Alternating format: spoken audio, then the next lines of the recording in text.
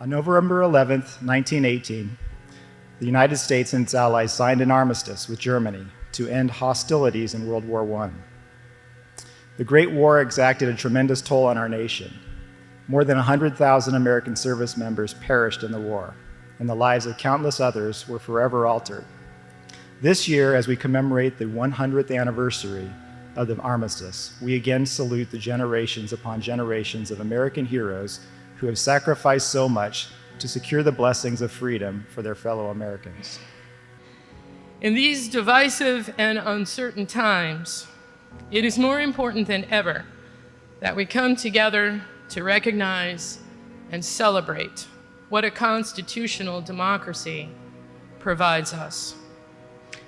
The rule of law, the peaceful transition and transfer of power, the principle that we are all equal in rights and dignity, freedom of worship and expression.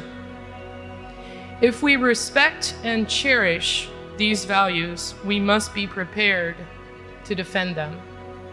The guns fell silent, the 11th hour, the 11th day of the 11th month. Thus began our traditions of remembrance, Armistice Day, Remembrance Day, Veterans Day. So we remember all veterans, all conflicts, from Korea to Vietnam, Bosnia to Somalia, Afghanistan to Iraq. We especially remember those who paid the ultimate sacrifice in the service of our countries. This year, this is my act of remembrance. I remember all who have fallen. I remember all who have come back, sometimes changed forever. I pledge to help all vets. Today we honor the few, those who have been willing to make any and every sacrifice for this nation to endure. We will never be able to repay the debt we owe the brave men and women who have served in the Army, Navy, Air Force, Marines, and Coast Guards. To the 20 million veterans alive today, this Veterans Day, we recommit ourselves to providing you with the care you deserve. To fulfill President Lincoln's entreaty to care for those who have borne the battle, we must accept and always try to lessen all the warriors' scars of body, of mind, of spirit. God bless our military and veterans.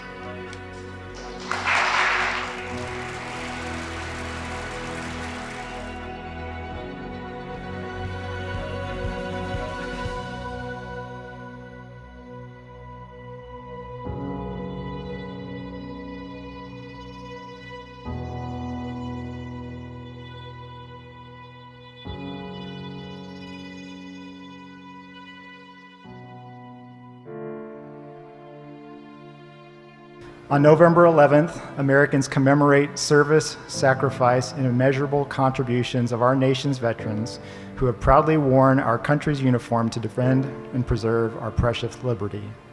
As we celebrate Veterans Day, we pause to recognize the brave men and women who have fearlessly and faithfully worked to defend the United States and our freedom. We are forever thankful for the many heroes among us who have bravely fought around the world to protect us all.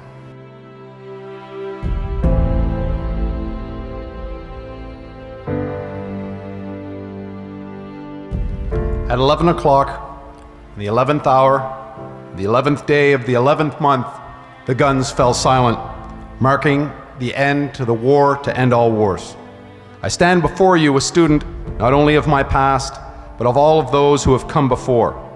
So as we remember, I ask you to think what remembrance has brought to you. Hold that thought in your heart. It is the essence of Remembrance Day, the living personification of our past.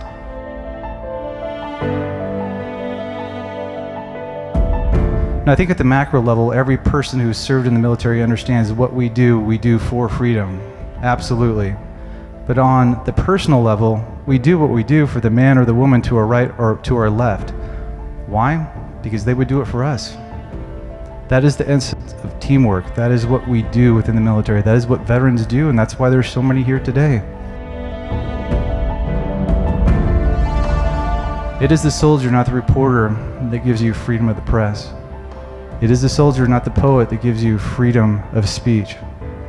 It is the soldier who salutes the flag, who serves underneath the flag, and who's draped by the flag. Soldier, sailor, airman, Marine, Coast Guardsman, it's all the same team, just different positions. So again, thank you to all the veterans here in the audience.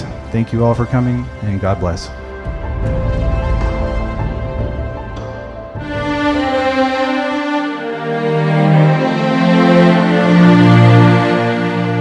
You know, a veteran is a person that volunteers when no one else will.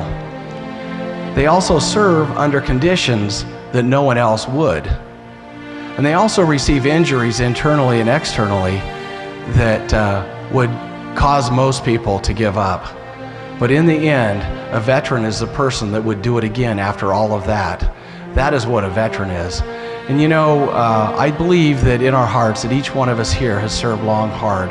We continuously serve even after our uniforms come off, and it's awesome that we have such a great nation that we can continue to do that. I hold the memories of my friends and their families in my heart, those friends that I have lost, and I allow it to solemnly drive home the extreme cost of the conduct of combat operations. The act of remembrance is a promise to put into action remembering our fallen. They shall not grow old as we are left grow old. Age shall not weary them, nor the years condemn. At the going down of the sun and in the morning, we will remember them.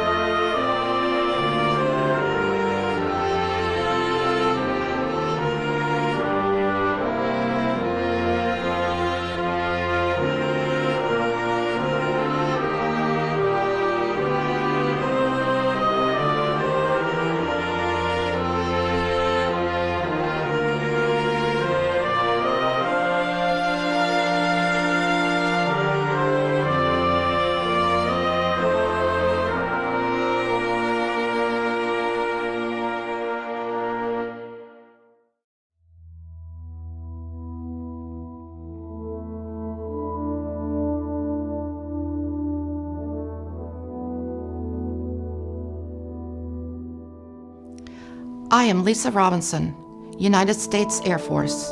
I'm Stanley Wright, Petty Officer 2nd Class, U.S. Navy. Delma Chapa, U.S. Army. My name is Phyllis Cunningham, and I am a United States Army veteran. And I am a veteran. I am a veteran. I am a veteran. Veterans Day to me means reflecting on all the men and women who answered our nation's call, those that made the commitment and sacrifice to ensure our country's freedoms. Veterans Day also represents the day that America gets to tell every man and woman who have served these great United States, thank you for services rendered. Veterans Day for me is an opportunity to celebrate the individuals that have come before and are currently serving. It not only gives us an opportunity to celebrate and honor them for their service, it also gives us an opportunity to shed some light on all the things they do for our country. Veterans Day to me is a day where we honor, celebrate, and thank all persons who have honorably served in the armed forces during peacetime and war. On this day, we acknowledge those sacrifices and contributions to our nation.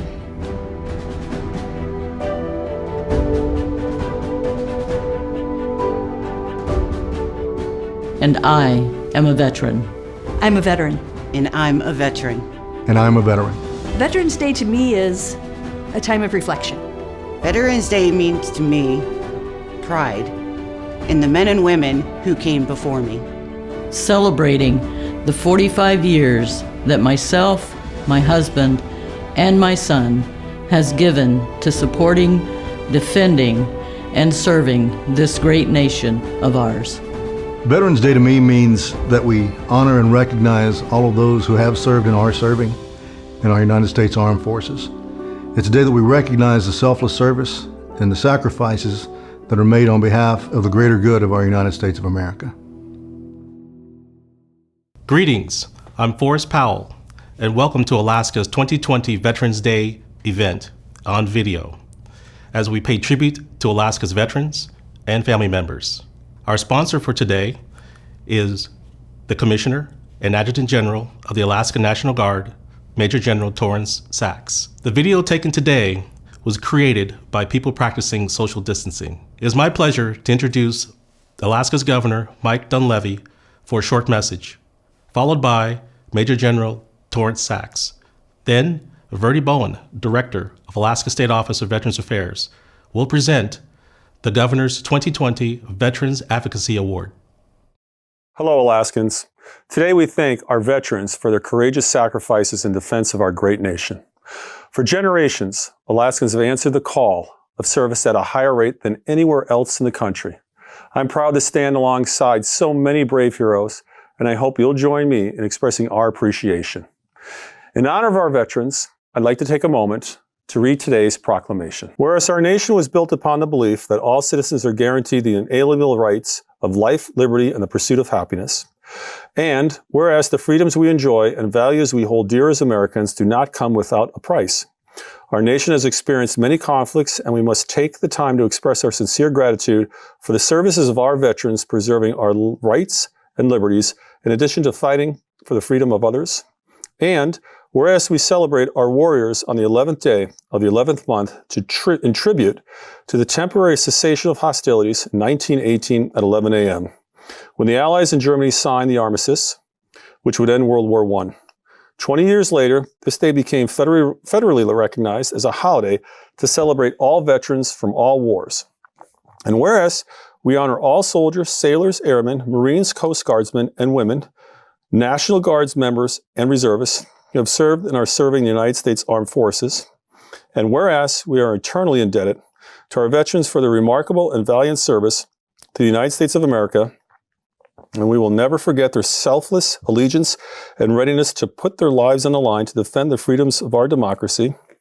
And whereas on Veterans Day, we reflect on the immeasurable burdens endured by so few in the defense of so many, and dedicate ourselves to supporting those who have served our nation and the families who stood alongside them, including those who are still serving today and will serve in the future.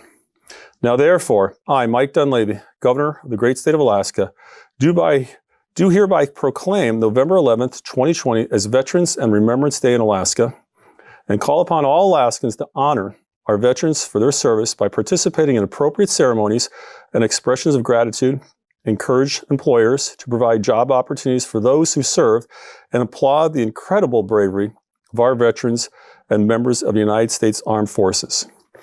On behalf of all Alaskans, I want to thank all of our veterans as we celebrate this day. All right, how many folks here were veterans of Desert Shield, Desert Storm? Anybody out there? Okay, just a couple. I think that means I'm the old head because I'm still in the military, and yes, I was a veteran of that time in our nation's history. But 1990, as you heard, I was enlisted, junior enlisted in the Army, and my unit had not deployed en masse since World War II. Not a single person outside the Vietnam veterans had deployed at all. So I remember thinking, those guys are the old heads. How things have changed. Time gives you perspective. But my unit deployed, and we got over there, and my unit was set up primarily for EPWs, enemy prisoners of war. And we saw a lot of blast wounds, as you might expect. So one day in particular, extremely busy. A lot of blood, and I remember the supervisor came in and said, "There's a soldier, he's not expected to live, get ready." That's never a good way to start out any operation. So my job was to pass the instruments to the doctors and make sure to sew up afterwards, depending how busy it was on a given operation. So this soldier came in, and what had happened, I don't know if he was being pursued, but he was going over some really rough terrain in his Humvee. And on his belt, he had a grenade. He went over a dune, he went up, the grenade went up, and the grenade got hooked on the seat belt. So the pin popped out.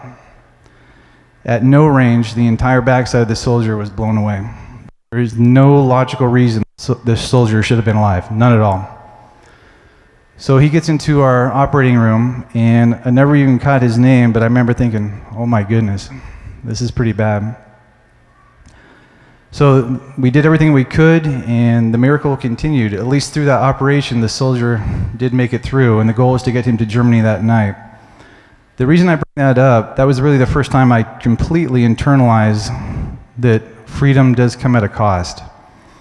I went back to my barracks that night, I thought about the soldier, and I really did think about all the people who had gone before me and the sacrifices that they had made. And it's been seared into my being ever since. As I said, I don't remember his name, but I say a prayer for him from time to time, and I hope wherever he is, he's happy.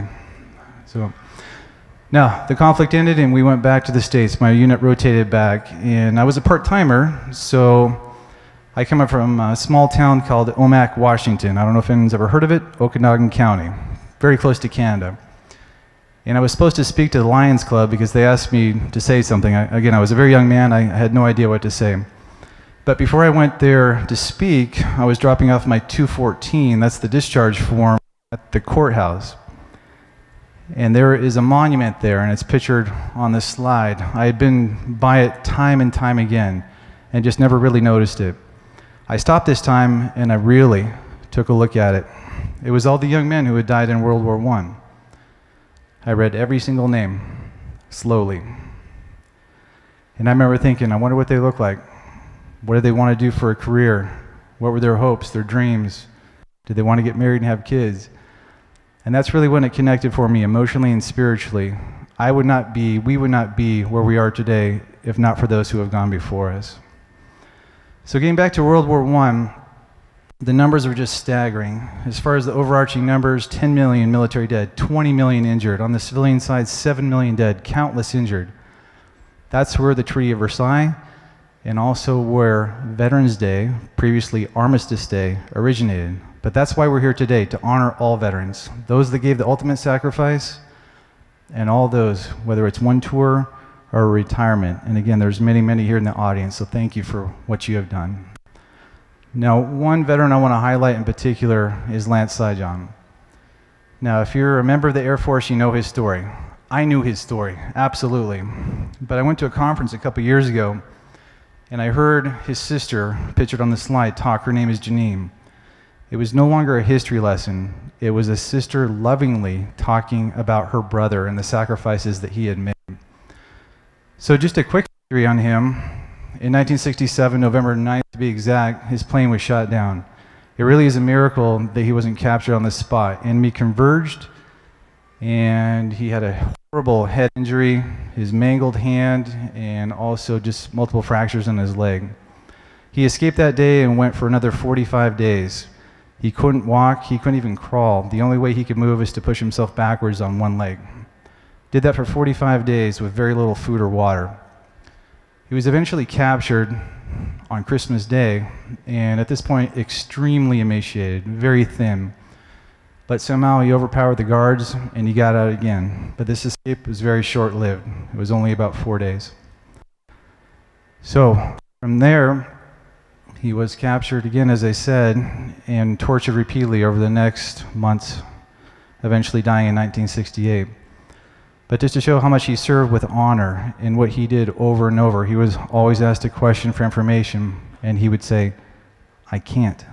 It's against the code. He certainly did serve with honor. Now, as far as the Vietnam veterans are concerned, I know we have a couple here in the audience. Representative Shaw, just talked to him before the ceremony. He's got 2 tours. I'm sure there are other Vietnam vets here in the audience. And one thing I always say every chance I get, welcome home, and you did serve with honor. Welcome home.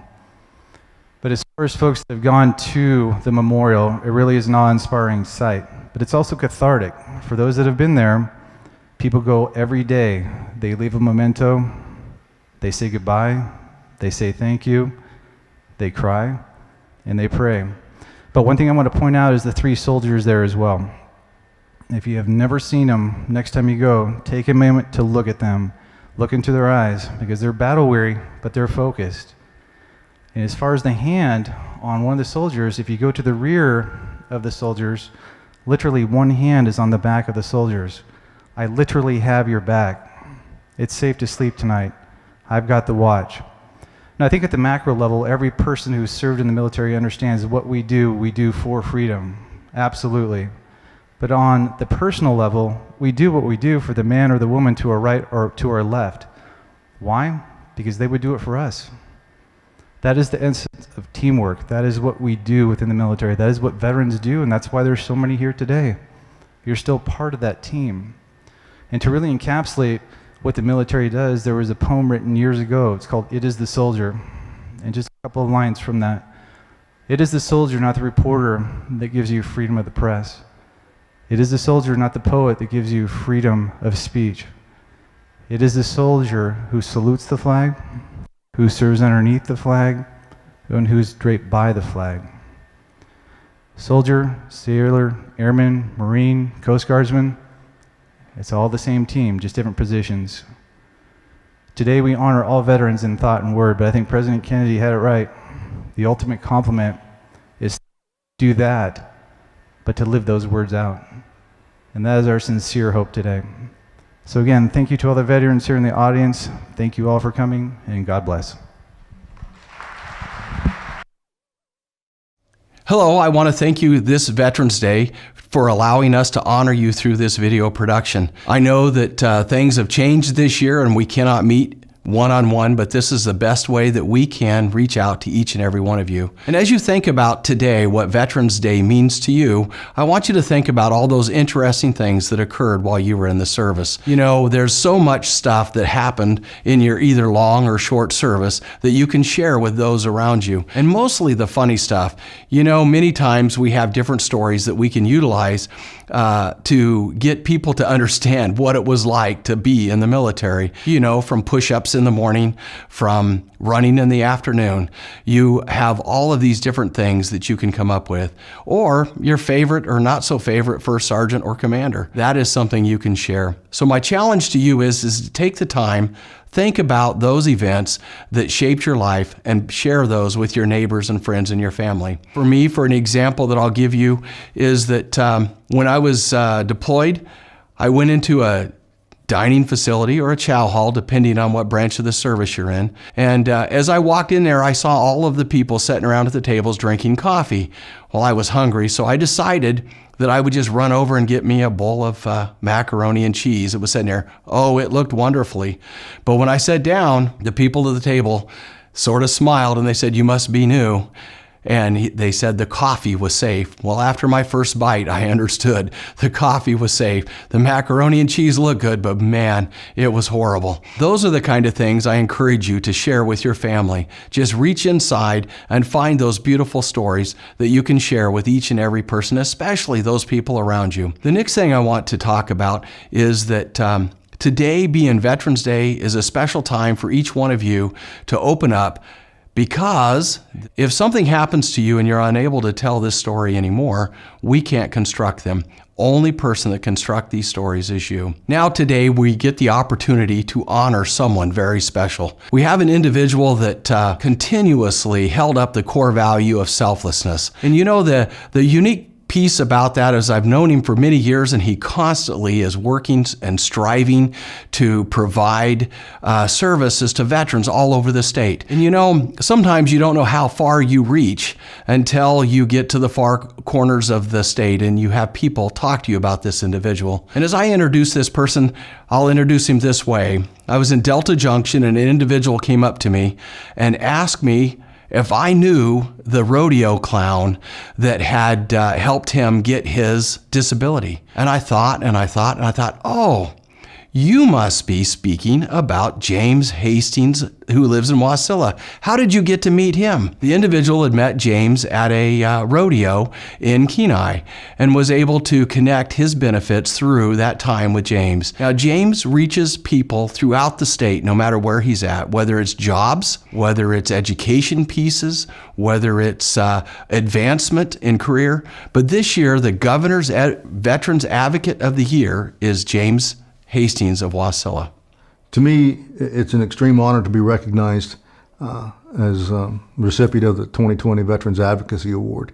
It's not something that I've ever strove for or any purpose whatsoever behind doing anything that I do individually or collectively with a group of great other veterans. Servant leadership is one of the most important things that we can offer to our country, and I'm just honored and proud to be able to continue to do that beyond my military service. So on behalf of all of my compatriots and my family and myself, I appreciate the recognition, and it is truly an honor. Thank you all for joining us today for honoring our veterans and all who have served.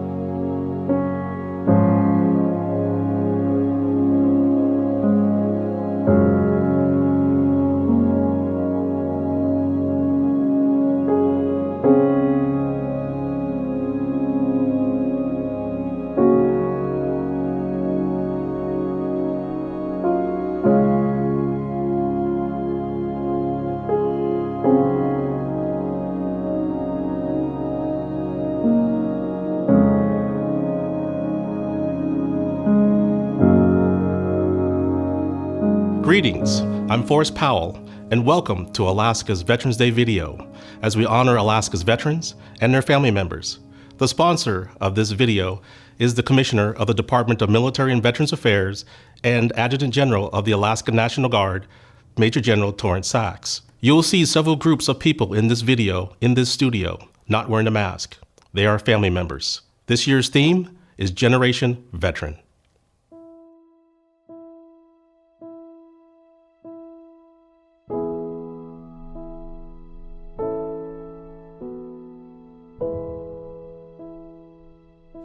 I'm Brian Sass. I served in the United States Air Force from 1985 to 2007. I'm Cassandra Sass. I served in the United States Army from 2005 to 2014. I'm Austin Sass. I served in the United States Navy from 2015 to 2019. I am Cody Sass. I served in the United States Marine Corps 2014 to 2018. Generational veteran to me is bonding. Same communication, same language, same lingo. It's when they talk about a brotherhood and sisterhood in the military, it actually brought us a little bit closer. Like I said, I was Air Force. They all chose a different branch for different reasons, and I'm very, very proud of them for serving. Generational veteran to me is just hearing all the stories and seeing how big the military is, but knowing that my parents and grandparents, even though it might not have been a big role, they still did their jobs properly and some sort of community service that I like to follow. I just remember listening to Grandma talk to us about how when she first joined, so for me it's listening to cool stories and hearing just how things have changed and yet how they're the same as well. The military's pretty much always been a part of my life. Looking back, it's just about every member of my family has been in the military. Primarily Air Force, unfortunately. We weren't, pushed to go into the military. We all chose individually our own branches and also when we felt like was the right time to serve. I am Irene Washington. I served with the Alaska Army National Guard from 1986 to 2005. Generation veteran to me is the descendants. I am the daughter of an Alaska Territorial Guard veteran. From my father, all the way down to my aunties and uncles. My brother came back from Vietnam, So I joined the Alaska Army National Guard because of them. My name is Charles Hermans. I served in the United States Navy Seabees from 1966 to 1996. My name is Dan Deemer. I served in the United States Marine Corps from 2010 to 2014. What does generation mean to me? It's a privilege that I have to pass down my children, my grandchildren, something that I did and was proud of. Just like my father before me, who served in World War II in Europe, I was proud of him for what he did. And I'm definitely proud of Daniel here for what he has accomplished and what he did in his service. But for me, I'd have to say generation would be who came before me and laid down the advancements for my life. And I would have to say, for me to go into the service in which I did was a great part from my grandfather, who came before me and set the guidelines in which I wanted to follow. I am Phyllis Cunningham, United States Army. I served in the 1980s. I am James Cunningham, United States Air Force, 2010 to 2018. A generation veteran to me is following in the footsteps of other women who have served our great country, the United States of America, to continue to serve and to honor our country in the things that we do and in the things that we say. And to those women who feel as though they are not veterans, I want to encourage you to know that if you put that uniform on for one day, you are considered a veteran. A generation veteran to me is someone who follows in the footsteps of those who came before them. My parents came before me. They served the United States Army, and when it was my turn to serve, I chose the United States Air Force. There's a commitment that you make to not only to yourself, but to a bigger cause. And I'm very proud to have served this country. And to those coming after me, I salute you, and those who still serve, I salute you also. I'm Brigadier General William Radiff. I joined the military in 1988, and I've continued to serve to today. I'm a member of the Royal Canadian Air Force and the Canadian Armed Forces. The military was something for me that I always wanted to join from about the age of 7 when I first saw a fighter aircraft doing a simulated attack on a base in Baden where my father was a teacher for the military. I'm a generational veteran with a grandfather who served in the military during the Second World War as a military policeman in Canada, acting as a bodyguard for the Prime Minister. My great uncle also served. He was a sergeant in the infantry, and he served overseas, fighting from village to village as an infanteer. I spent a lot of time with my great uncle growing up, but it was not until after I spent time in the military and actually flew an airplane over his house for his 70th birthday that he sat down and told me some of his stories. I'm very proud of the service in the family, and it really makes me a generational military member, a generational veteran. Hi, my name's Dino Belagati, United States Marine Corps. I served from 1975 through 1978. Hoorah! Hi, my name's Wyatt Mosier. I'm currently serving in the United States Army National Guard, and I joined in 2019 and I'm still currently serving. Generation veteran to me is following in my father's footsteps. Actually, my 2 uncles served in World War II at Guadalcanal. My father spent 22 years in the Marine Corps, pushed a lot of recruits, and I decided to join the Marines at the age of 17, basically because of my dad. And it's just been an honor to serve my country and follow in my father's footsteps. So I'm currently serving, and I'm serving to carry on the tradition of serving my country, and it's been more than an honor. It's been the best decision I ever made in my life. I am a generation veteran. I am a future generation veteran. I am a generation veteran. Je suis une vétéran familial. We are generation veterans. We are generational veterans. We are generation veterans. It is now my pleasure to introduce a message from the Governor, Mike Dunleavy, followed by Major General Torrance Sachs, then Brigadier General William Radiff, Deputy Commander, Alaska NORAD Region, and then finally, Verdi Bowen, the Director of the Alaska State Office of Veterans Affairs, to announce the Governor's 2021 Veterans Advocacy Award recipient.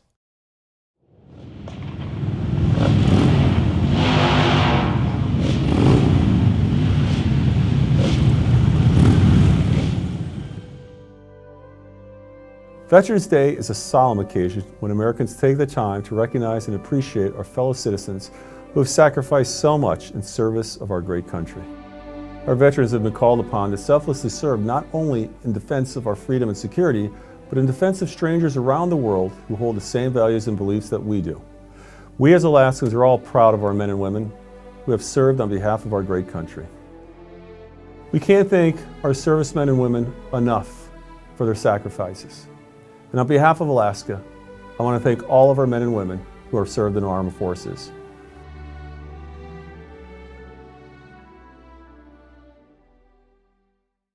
One of my favorite quotes regarding veterans and military service and corresponding sacrifice comes from then General Dwight Eisenhower towards the end of World War II. In the final choice, a soldier's pack is not so heavy as a prisoner's chains. The United States and the entire world had just been through the bloodiest conflict in history. Much had been sacrificed in terms of lives, livelihoods, pain, and hardship. As the sage adage goes, all gave some and some gave all. Sacrifice is the common factor. For all those who have come before me and to those who are currently serving, thank you for your sacrifice. You have given something of yourselves, selflessly, courageously, and with honor. We enjoy and are grateful for the liberties and privileges that your efforts have given us. That sacrifice has come at a price, as does anything of value, but has provided something for all of us. Something that must be watched with continuous vigilance, something never to be taken for granted. Of course, that is our freedom, our way of life. To this end, today we celebrate Veterans Day in honor of all those who have come before, whose legacy is lasting and profoundly appreciated. Veterans Day was once a celebration of the silencing of the cannons of World War I, which saw staggering death and suffering. Some estimates put the military death toll at over 16 million, with a civilian number at over 35 million souls. The need to recognize and say thanks to those who fought for freedom, who fought for family, and for their fellow man was necessary and cathartic.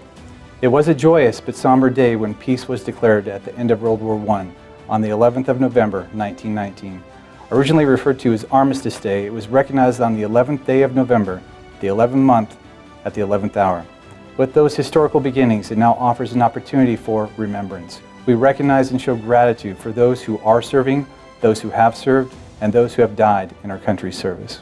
This is why we are paying honor today on this Veterans Day, saying thank you to all who have stood on that line in whatever capacity and said, it is safe to sleep tonight. I've got the watch. Since the beginning of our constitutional republic, military service members have dedicated themselves to serve our country. From the American Revolution to 2 world wars to include campaigns in the Aleutian Islands, specifically in Attu, Kiska, and Unalaska, we also remember more recent wars of Korea, Vietnam, Middle East, and ongoing operations around the globe. Just to name a few. Soldiers including the Alaska Territorial Guard, sailors, Marines, airmen, Coast Guardsmen, Guardians, and Merchant Marines have sacrificed and given their best to keep our nation and our allies safe and strong. Accordingly, today we honor veterans of the United States military. While we are speaking of sacrifice, I must mention the story of Specialist Daniel Lee Harmon, with the permission of his family, who affectionately call him Danny or Uncle Danny. Specialist Harmon was from Woody Island in southwestern Alaska, off Kodiak Island. During the Vietnam War, Daniel Lee Harmon joined the Alaska National Guard. He completed his basic training in Fort Lewis, Washington. His older brother Paul, who was the first of many in the Harmon family to join the National Guard, was stationed in Washington while in the Navy. Paul remembers fondly that they were able to get a beer or two on base before his younger brother Danny went to Vietnam. In July of 1966, Harmon began his tour in Vietnam.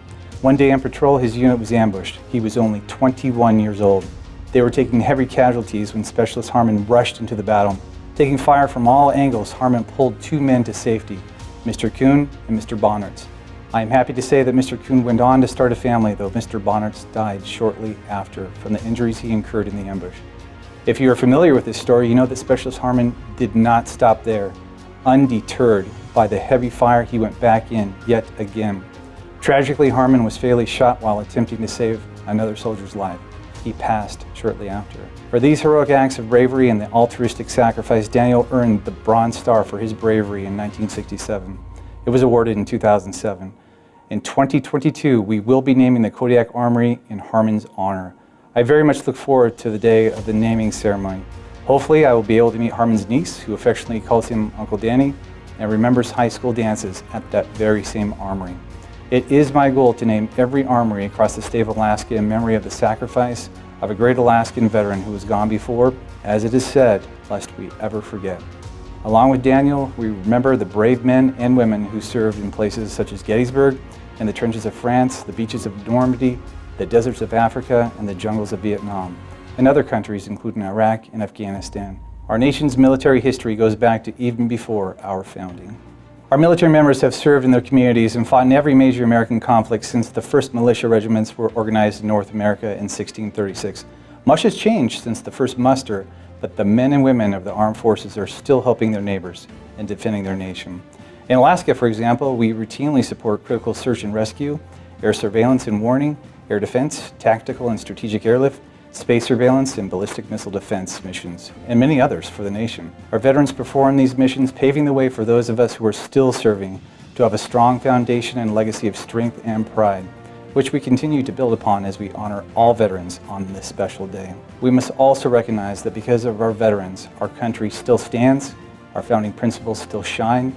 Nations around the world that once knew nothing but fear now know the blessings of freedom. Speaking of blessings, I challenge all of us to thank a veteran. It is much easier to do so here in Alaska with roughly 10 times the number of veterans as compared to the rest of the country. Should you be at the commissary on Joint Base Elmendorf-Richardson or downtown Juneau and recognize a vet, stop and say thank you. Thank you for your service. It will be appreciated. Also, we can thank a vet and our families. Mine in particular, I count my wife and father who served in the Army, my wife's grandmother, who recently passed at age 100, a Marine in World War II, and my father-in-law and uncle with Navy and Air Force service respectively, just to name a few. It is never lost on me in family gatherings the importance of those who have served. It is never lost on me serving in this wonderful state, the true blessings given to all of us through the efforts of those in uniform who have gone before. You have fought for our country, our state, our families, and of course those serving at your right and left. The military is in many ways an extended family, and we take care of our own. The bonds of service, whether it be stateside or overseas, are strong, and the friendships and memories lasting. Again, thank you for your sacrifice in keeping secure our freedoms and way of life.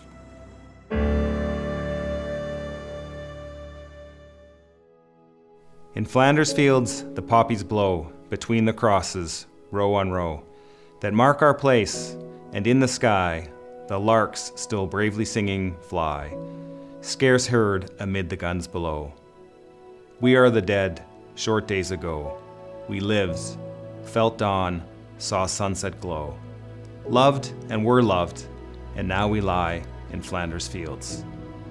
Take up our quarrel with the foe. To you from failing hands we throw the torch. Be yours to hold it high. If ye break faith with us who die, we shall not sleep, though poppies grow in Flanders field. I have the distinct honor today to introduce our Veterans Advocate of the Year. Each year we have the honor to announce someone who is a stellar performer in their local communities. And the great thing about this is we get to recognize individuals that stand out amongst other veterans. This year I would like to recognize someone from the island of Prince of Wales who has done outstanding work for the veterans on that island. This individual has accomplished massive outreach efforts for each veteran that's on the island. She actually has a telephone number for each person that has served, and she does complete research for each individual to help them to gain those benefits that they have earned through their time in the service. She works tirelessly in her community, and she does great outreach. The best outreach she has done to date is, for example, Welcome Home Vietnam Veteran claims clinics. She has done claims clinics on the island as well as assisting veterans to utilize travel to and from healthcare appointments. She has set up a center of excellence for the veterans on the island to gain access to VA benefits, and she's done all of this with no pay. And her name is Jan Trojan.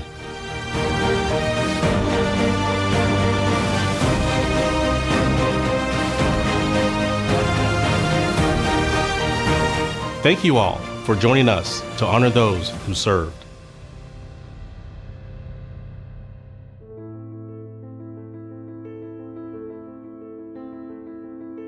I, Mike Dunleavy, Governor of the State of Alaska, do hereby proclaim November 11th, 2022 as Veterans and Remembrance Day in Alaska and call upon all Alaskans to honor our veterans for their service and applaud the incredible bravery of our veterans and our members of the United States Armed Forces, dated November 11th, 2022. Thank you. General Eisenhower, just after World War II, he said, in the final analysis, the weight of a soldier's backpack was not so heavy as a prisoner's chains. Anything of value is going to be something worth fighting for, worth working for. That is what we do in the military. To go forward, people are counting on us. Standing on the shoulders of giants. Thank you for your service. I mean this so sincerely. We would not be here as a society, the life, the liberty, the pursuit of happiness without those who have gone before. And with that, happy Veterans Day, and thank you so much for coming. Many years people have said they wanted a Veterans Court in Fairbanks. Well, the thing is in order for that to happen, Allison had to move mountains. So Allison Carter is the 2022 Veteran Advocate of the Year. Thank you so much, Governor Dunleavy and General Sachs, for their wonderful support for this project. And I'd just like to take a moment to tell you a little bit about Veterans Court. It's not giving veterans special treatment, acceptance that they need help, that they deserve help, and that they can be helped. When a veteran struggles with homelessness, domestic violence, substance abuse, suicide, our entire community suffers. When we lift one veteran up so they can get on a new path, a family can be made whole again, and the entire community is lifted up. And I thank you again for this award.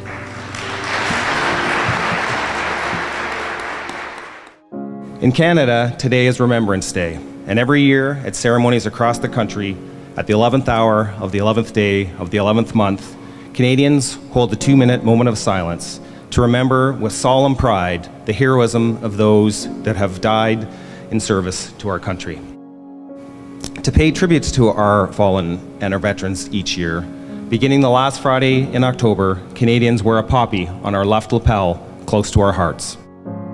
The poppy, a symbol of enduring remembrance, is only removed at the conclusion of our Remembrance Day ceremonies, where we take it from beside our heart and pin it to a wreath or put it on a grave to acknowledge the fallen. We must remember them. If we do not, their sacrifice and the sacrifice of all those who have paid the ultimate price for the freedoms we enjoy will be meaningless. To all the veterans and their families here today, it is with deep respect that I say thank you for your patriotism, love of country, and willingness to serve and to sacrifice for the common good. I am truly grateful.